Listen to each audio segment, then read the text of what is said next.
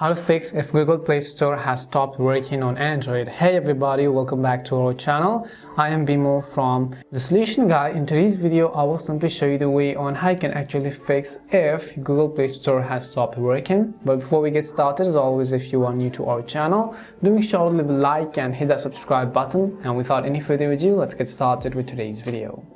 So first things first, what you want to do is simply make sure to actually open up Play Store. And sometimes what happens is that your Play Store app suddenly crashes and says unfortunately Google Play Store has stopped working. And there are a couple of reasons why this could happen and a couple of ways on how you can fix this. The very first thing you want to do is to simply restart your Android phone. So press the power button as well as the volume buttons together. In my case, it's these two key combinations on my Samsung phone. So you want to go ahead and then try that first of all. If that doesn't help, what we're going to do is we're going to simply open up our settings. As we open up our settings, we're going to scroll down to the bottom and then select the option called apps. As you select apps, over here, of course, we want to go ahead and then look for Google Play Store. So let me just go ahead and then locate Google Play Store on this list.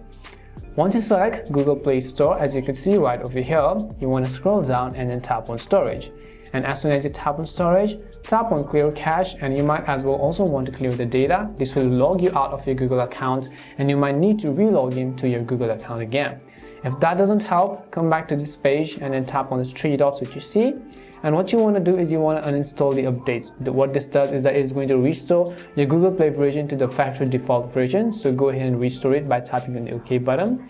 Now, if that is also not the case, what I believe the case is the issue with your software. So go ahead and tap on software update. And if there are any type of updates available for your device, go ahead and then update your phone to the latest version. Hopefully, one of these will help solve your problem. If it did help solve your problem, make sure to leave a like and subscribe to the channel. If you have any more questions, queries, or doubts, simply also make sure to leave them down below. Thank you very much for watching and see you soon in our next video.